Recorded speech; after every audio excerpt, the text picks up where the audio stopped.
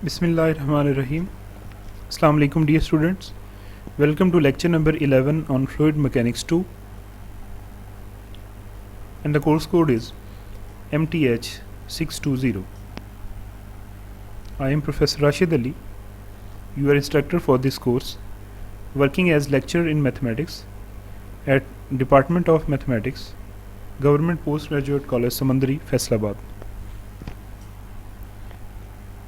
In the previous lecture, we were discussing about the Helmholtz vorticity theorems, and in this context we have state and prove the first theorem, which was the vortex line moves with the fluid. तो हमने देखा कि fluid की motion के दरमियान में जब होती है तो हमारी वोटेक्स लाइन जो होती है वो मोशन के साथ साथ फ्लूइड के साथ साथ ही जो है वो मूव करती है। इसमें इस लेक्चर के अंदर हम आइडिया को थोड़ा सा एक्सटेंड करेंगे। वोटेक्स लाइंस मिलके बनाती हैं वोटेक्स ट्यूब, और ज़ाहरी बात है उसकी स्ट्रेंथ को भी डिफ़ाइन किया जा सकता है। इस लेक्चर के अंदर हम ये साबित करेंगे कि फ्लूइड की मोशन में वोटेक्स ट्यूब जो होती हैं वो भी मोशन के साथ साथ ही मूव करती हैं, और ना सिर्फ मोशन के साथ साथ ही मूव करती हैं बल्कि उनकी जो स्ट्रेंथ होती है वो भी कांस्टेंट ही रहती है। ये इस लेक्चर के अंदर जो है वो हम प्रूफ करेंगे।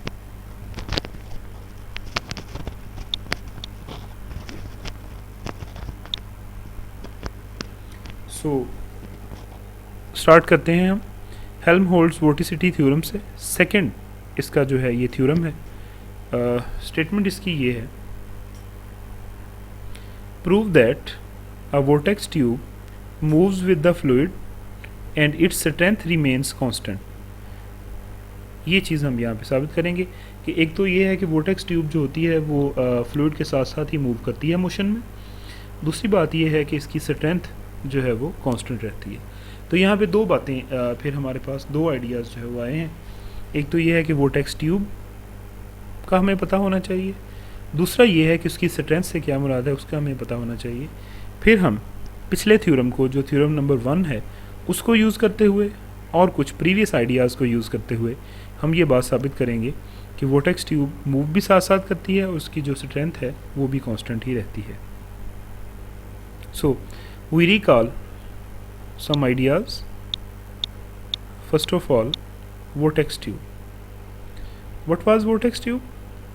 If we draw vortex lines through each point of a closed curve lying entirely within the fluid, we will obtain a tubular surface called a vortex tube. आपका फ्लो जहाँ पे हो रहा है आप वहाँ पे एक आर्बिट्रेरी क्लोज्ड कर्व सी जो है वो आप ड्रॉ करें। तो अब आप क्या करेंगे कि आप उसके हर पॉइंट में से वोटेक्स लाइन को ड्रॉ करेंगे। जब आप हर पॉइंट में से वोटेक्स लाइंस को ड्रॉ करेंगे तो हमारे पास ज़ाहिर है जब इतने वो कंटिन्यूसली जब वोटेक्स लाइंस बनेगी और वो एक सर्कल जो हमारा कर्व है उसके हर पॉइंट में से हैं, तो जैसे एक ट्यूब होती है, जैसे एक मटेरियल ट्यूब होती है, वैसी सरफेस हमें जो है वो देखने को मिलेगी और उसको हम बोलेंगे वोटेक्स ट्यूब। तो याद रहे कि वोटेक्स ट्यूब जो है उसकी जो वॉल्स होती हैं अब वो किससे मिलके बनी हुई हैं? वोटेक्स लाइंस के साथ। वोटेक्स लाइन क्या होती है? ये एक ऐसा कर्व होता है जिसके किसी भी पॉइंट पे अगर आप टेंजेंट ड्रॉ करें तो वो along the vorticity vector zeta जो है वो उसकी डायरेक्शन आती है। Strength of the vortex tube. Strength से क्या मुराद है? हम पढ़ चुके हैं the flux of the vorticity. Flux of the vorticity, किसी भी वेक्टर का फ्लक्स का मैथमेटिकल एक्सप्रेशन और उसकी फ़िज़िकल मीनिंग हमने पिछले लेक्चर के अंदर जो है वो डिटेल के साथ डिस्कस की थी। तो एक्चुअली क्या है? The flux of the vorticity through any cross section of the vortex tube is called strength of the vortex tube. आप इस तरीके से अगर शॉर्टली उसको आप डिफ़ाइन करना चाहें strength of the vortex tube को, तो आप ये कह सकते हैं कि वोटेक्स ट्यूब की स्ट्रेंथ से मुराद उसके किसी भी क्रॉस सेक्शन में से वोटिसिटी का एक्चुअली फ्लक्स है। और याद रहे कि ये जो क्वांटिटी होती है यानी कि flux of the vorticity through any cross section of the vortex tube, ये हमेशा कांस्टेंट रहती है।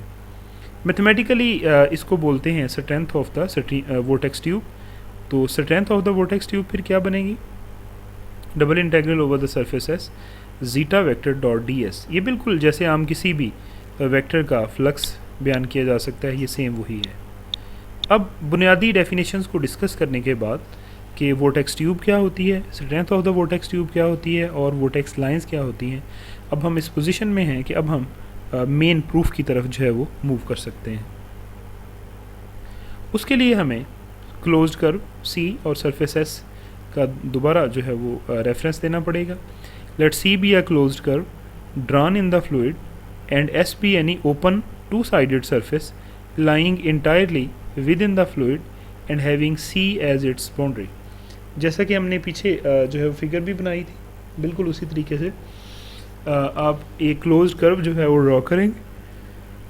उसके अंदर वाला हिस्सा जो है वो हमारे पास जो सरफेस है वो S होगी, यानी C उसकी बाउंड्री के तौर पे जो है वो एक्ट करेगा। Now let us consider the vortex tube obtained by drawing the vortex lines through each point of C। अब ये जो आपके पास कर्व C बना हुआ है, आप इसके हर पॉइंट में से vortex लाइंस ड्रॉ करें तो आपके पास एक ट्यूबुलर सरफेस आपको देखने को मिलेगी जिसको हम बोलेंगे vortex tube. Now as the surface of the, अब पहली बात दो हिस्से थे प्रूफ के, पहले हमने ये शो करना है कि हमारी vortex ट्यूब जो है वो फ्लूइड के साथ साथ ही मूव करती है, और फिर हमने ये साबित करना है कि इसकी स्ट्रेंथ जो है वो कांस्टेंट रहती है। पहली बात तो पहला हिस्सा तो बहुत ही सिंपल है, इसमें पिछले थ्योरम का जो थ्योरम 1 हेल्महोल्ट्ज़ वोल्टिसिटी थ्योरम हमने जो किया है उसकी स्टेटमेंट को यूज़ किया जा सकता है, और वो ये है कि थ्योरम 1 ये था कि prove that a vortex line moves with the fluid. Vortex line जो होती है फ्लूइड के साथ साथ ही मूव करती है। अब आपकी स्टूडेंट्स वोर्टेक्स ट्यूब जो है वो कैसे बनती है, वोर्टेक्स ट्यूब जो होती है इसकी वॉल्स एक्चुअली वोर्टेक्स लाइंस के ऊपर ही मुश्तमिल होती हैं। अब हमने अभी ऊपर साबित किया है कि वोर्टेक्स लाइन जो होती हैं वो फ्लूइड के साथ साथ मूव करती हैं, तो इसका मतलब ये है कि उनसे मिलकर बनने वाली जो वोर्टेक्स ट्यूब होगी वो भी फ्लूइड के साथ साथ ही मूव करेगी। बासानी इसको यहाँ पे रेफरेंस के तौर पे यूज़ किया जा सकता है, और यही आप सेंटेंस लिख सकते हैं। Now as the surface of the vortex tube consists of the vortex lines, so by the above theorem we can conclude that a vortex tube moves with the fluid। ये फ्लूइड के साथ साथ ही जो है वो मूव करती है। अब हमने अगली चीज़ जो प्रूव करनी है वो क्या है, now we will prove that the strength of this vortex tube remains constant. अब ये चीज़ आपने यहाँ पे बतानी है कि ये जो वोर्टेक्स ट्यूब आपने ऐसे बनाई है सी के अंदर से हर वोर्टेक्स लाइंस ड्रॉ करके, इसकी स्ट्रेंथ जो है ये भी हमारे पास कांस्टेंट रहती है। हम जानते हैं कि जो सर्कुलेशन होती है around the closed curve C, Stokes theorem की मदद से उसको इस तरीके से लिखा जा सकता है, gamma is equal to V cross D R, यानी कि ये क्या बन जाएगी, double integral over the surface S del cross V. आपको पता है कि लाइन इंटेग्रल जो है वो सरफेस इंटेग्रल में कन्वर्ट हो जाता है स्टोक्स थ्योरम की मदद से, और जो भी यहाँ पे वेक्टर होता है उसकी कर्ल यहाँ पे जो है वो एक्चुअली आती है, और साथ में वेक्टर एरिया को डिनोट करने वाली चीज़ होती है, यानी कि ये मैग्नीट्यूड ऑफ द एरिया होती है, और ये उसके ऊपर यूनिट वेक्टर होता है, नॉर्मल यूनिट नॉर्मल वेक्टर। तो आप इसको गैमा को फिर लिख सकते हैं सर्कुलेशन को double integral over the surface S zeta dot N cap D S.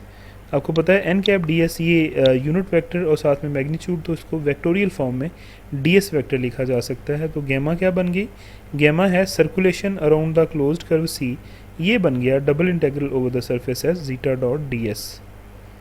इसको हमने इक्वेशन नंबर 1 कह दिया। 1 क्या है, equation number 1 shows that the circulation around C is the strength of the vortex tube. अब ये राइट हैंड साइड जो है एक्चुअली पीछे जैसे कि मैंने स्टेट भी किया है, आपको मैथमेटिकल फार्मूला भी लिख के दिया है कि ये जो चीज़ होती है ये फ्लक्स ऑफ द वोर्टिसिटी है through the surface S, through any cross section S of the vortex tube. तो ये आप देखेंगे कि ये हमारे पास राइट हैंड साइड जो है ये strength of the vortex tube है। तो फिर क्या हो गया कि सर्कुलेशन जो सी के अराउंड है वो एक्चुअली हमारे पास strength of the stream tube है, vortex tube है। Equation number 1 shows that the circulation around C is the strength of the vortex tube। अब केल्विन्स थ्योरम क्या कहता है? By Kelvin's theorem on the constancy of the circulation around C remains constant. Kelvin theorem के मुताबिक किसी भी curve के अंदर जो कि lying entirely within the fluid, जो सर्कुलेशन होती है हमारे पास वो कांस्टेंट रहती है। तो इसका मतलब क्या हो गया कि फिर गैमा जो है वो कांस्टेंट रहेगी। अब गैमा क्या है? हमने अभी यहाँ पे जो है ये चीज़ देखी है कि गैमा इस इक्वेशन के, ये जो आपकी इक्वेशन नंबर 1 है, इसके अकॉर्डिंग गैमा जो है वो हमारे पास क्या है? Strength of the vortex tube है। तो अगर केल्विन्स थ्योरम के मुताबिक गैमा हमारा जो है वो कांस्टेंट रहता है, तो इसका मतलब क्या है कि strength of the vortex tube जो है वो कांस्टेंट रहती है। तो एक्चुअली दोनों बातें ही हमारी प्रूफ हो गई। पहले हिस्से में हमने ये साबित किया था कि एक वोर्टेक्स ट्यूब जो होती है वो फ्लूइड के साथ साथ ही मूव करती है। सेकेंड पार्ट में हमने ये साबित किया है कि strength of the vortex tube जो होती है वो कांस्टेंट रहती है। तो ये हमारा जो थ्योरम था कि prove that a vortex tube moves with the fluid and its strength remains constant, उसका प्रूफ यहाँ से कंप्लीट हो गया। इसी तरह का एक छोटा सा थ्योरम है नेक्स्ट, थ्योरम 8.3, और उसकी स्टेटमेंट ये है, prove that the vortex lines and tubes can not originate और terminate at internal points within the fluids. यानी उनका जो ओरिजिनेट करना है और जो टर्मिनेट करना है, जहाँ पे वो ख़त्म होती है, वो internal points of the fluids के अंदर नहीं हो सकता। इसका प्रूफ जो थ्योरम 8.3 है ये आपकी बुक के ऊपर मौजूद है। ये आपने ये एक्सरसाइज के लिए आपके लिए जो है वो छोड़ा जा रहा है। होपफुली इसको मैं जो असाइनमेंट बनानी है इन थ्योरम्स को, ये जो आपको एक्सरसाइजेज के तौर पे मैं जो है वो दे रहा हूँ, इनको मैं उसमें भी इंक्लूड करूँ, तो आप इनको अच्छे तरीके से जो है वो करते जाएं, अपने नोट्सों के ऊपर साथ डिटेल्ड प्रूफ इनके लिखते जाएं। इन केस अगर कोई रिटन फॉर्म में आपसे ये चीज़ मांगी जाती है ताकि आप आसानी से प्रोवाइड कर सकें। नेक्स्ट लेक्चर में इंशाल्लाह हम कुछ मज़ीद एडवांस आइडियाज़ इसी चैप्टर के जो है वो डिस्कस करेंगे।